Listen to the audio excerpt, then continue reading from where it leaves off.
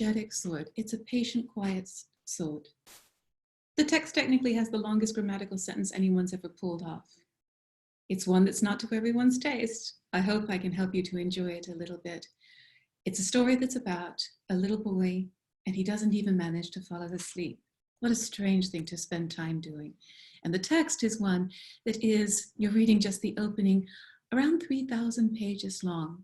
It's all of Proust poured into this imaginative fictional masterpiece. So, who is this Proust? And I want to just give you his philosophy of art to begin with, and then some images from the text.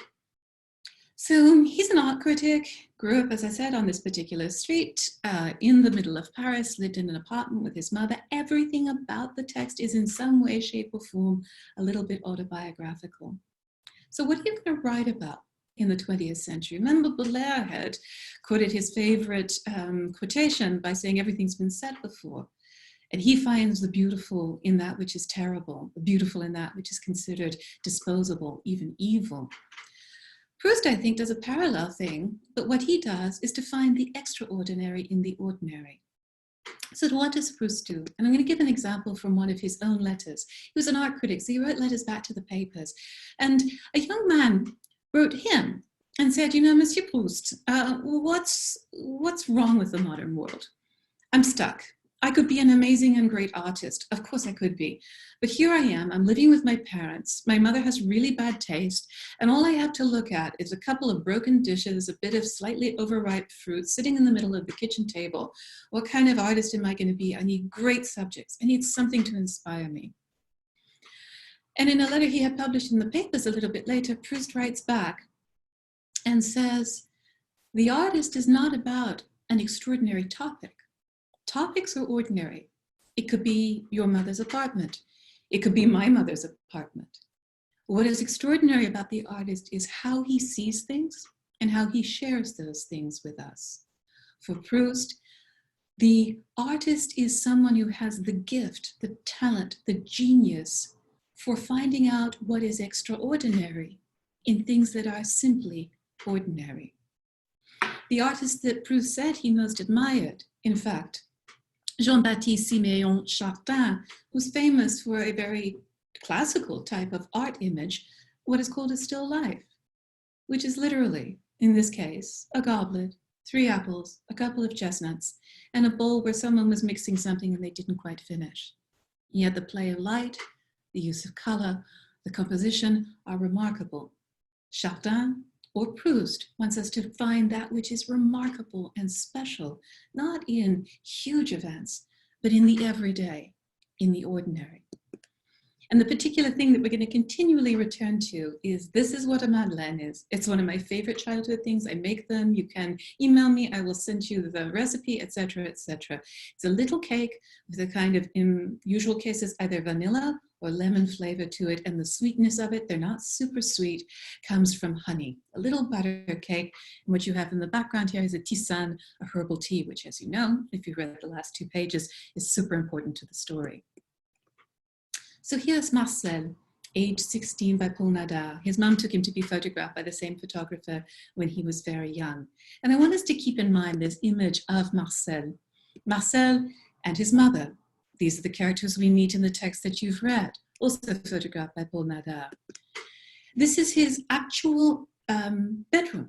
It's preserved in a museum. It's in another part of Paris now. You can actually see a recreation that has all the objects from his room in it. But he lived officially at 102 Boulevard Haussmann, and it's the Musée Carnavalet, Museum of the City of Paris, is where now this room is preserved.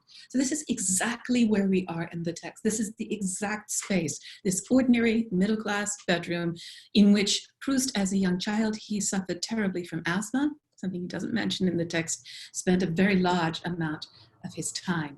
And this is the desk, and I wanted you to see the image of the desk for a very specific reason. What Proust did as he was writing was take photographs. So I want you to have the Nadar photograph here. Take photographs like this, put them along his desk, and then he would write, looking at the photographs, remembering the people, trying to capture what they were like and what his relationship was to them. So as I said, photography was very, very important to Proust, as is the magic lantern, another piece of technology we'll chat about just in a moment. But I want to take 2 seconds actually with the title of the piece, not to make you feel bad about it being in translation, but just because it's important, same as with Les Fleurs du Mal, Flowers of Evil. So there's a convention to translate the text with this Shakespearean quotation, remembrance of things past. But that's not what it is in French. The French title is À la recherche du temps perdu, in search of lost time, as though somehow the very act of remembering is the central project. Can we ever remember the past? Or instead, do we in fact fantasize or imagine a past that's either rosier or more painful, more complicated or streamlined? Proust sets as his topic the very nature of memory. Who is he remembering? Himself and all the people that he grew up with. But it's also a very theoretical text about how does memory work? Are we and how are we who we are based upon who we were and what we remember or make of who we were? So I'll leave actually this little image up for us right at the beginning. And I want to look just closely at the text as Proust tries, he's looking for, he's searching for memory that he hasn't remembered at the very beginning. So probably one of the most famous sentences in the French language is Longtemps je me suis couché de bonne heure. For a long time, I used to go to bed early. And to me, Proust at the very beginning shares with us something that I at least will admit I have experienced all the time. The waking, sleeping moment just before you wake up and just before you go to sleep. And he wants us to think about that moment, to remember that moment. So he begins, for a long time I used to go to bed early. Sometimes when I'd put out my candle, my eyes would close so quickly that I'd not even time to say to myself, I'm falling asleep. And half an hour later, the thought that it was time to go to sleep would awaken me. I would make as if to put away the book, which I imagined was still in my hands, and to blow out the light. I had gone on thinking while I was asleep about what I had just been reading, but these thoughts had taken a rather particular turn. So he's giving us that waking dream moment. And every single day, getting up a little bit later than I would if you two were in normal session, but it's somewhat the same. Every single day, I actually experience precisely this. So in order to prove I'm in control of my life, I invariably set the alarm for an off time. If I set an alarm for 7 o'clock, someone must have told me to get up at 7 o'clock in the morning. But if I set the alarm for 7:03 or 6:53 or 7:06, somehow that gives me a sense of control. I also find that having set the alarm for a particular time, I am always awake a little before the alarm goes off. And then I get to experience what Proust is describing here.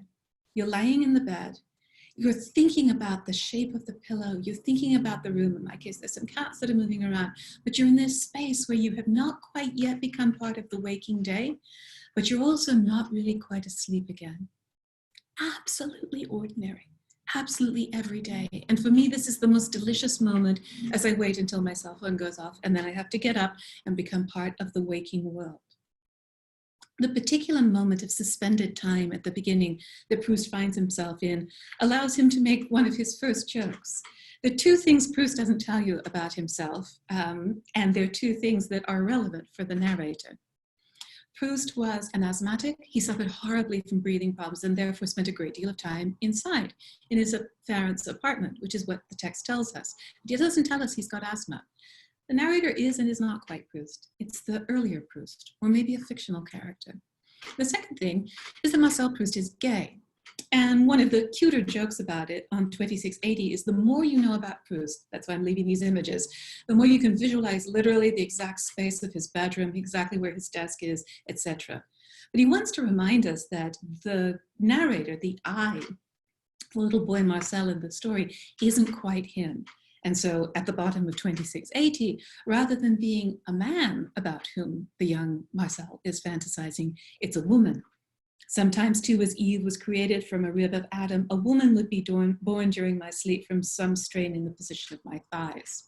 He's playing around with all of the provocative ideas around childhood sexuality that Sigmund Freud especially is popularizing, but he's also winking at the reader. The more we know about him, the more we enjoy the text, but the more he's going to play with us. Here, this heterosexual erotic dream is something that reminds us, if we know the inside joke, that the writer himself is not straight, he is gay. And as he's lying there and his mind is floating in different directions, he wonders about whether the problem, maybe at the basis of everything, is that human minds are just too rigid. On 2681, he'll say, perhaps the immobility of the things that surround us is forced upon them by our conviction that they are themselves and nothing else, by the immobility of our conception of them. There's something going on at the beginning of the 20th century, often referred to as the sort of part two of the phenomenology crisis.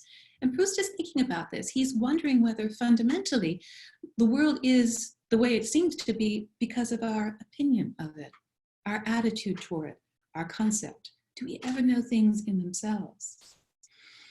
And one of the things that's going to be most unstable and most challenging for him is going to be this idea of memory, because it's not actually about what's in front of you, it's about what used to be in front of you. On 2682, he will say, these shifting and confused gusts of memory never last for more than a few seconds. And I'm sure you have this sense of what memories are like. Every time you wish to remember something, it's as though the memory runs away from you. I'm sure you've had this consistently. For example, I certainly did. Taking exams, unfortunately, you don't have any more exams for this class, just one final writing assignment. But I want to give you an insight into just another little thing. And it's a particular image that's on page 2684. And you may or may not know this machine. Actually, it does get used often for Christmas. That's where I've seen it most frequently in the modern world. It's where you have a candle, it has a sort of pinwheel on the top, and you have, say, a reindeer or something like that, because of the updraft of the candle moves around. So the thing that Proust introduces, it's a toy that's given to him on page 2684, is a magic lantern. And he's given this because he's stuck inside all the time. The reason for being stuck inside, he doesn't tell us, but he's a very inside child. On 2684, I'll give you a couple of images of magic lanterns from the period. He mentions to us, someone had indeed the happy idea of giving to me to distract me on evenings when I seemed abnormally wretched a magic lantern, which used to be set on top of my lamp while we waited for dinner time to come. So I want to show you how a magic lantern works, particularly how the magic lantern works that's being referred to here by Proust. So a few years ago, a director called Ruiz did a beautiful version of one of the later sections of Proust's In Search of Lost Time, Remembrances of Things Past. And here's the sequence where it's very dreamy and experimental. We get to see both the mother and father's dinner party, what it is that the little boy doesn't get to attend, and we also get to see the toy that he has in his room. So here's a little bit of a film called Time Regained, which is a direct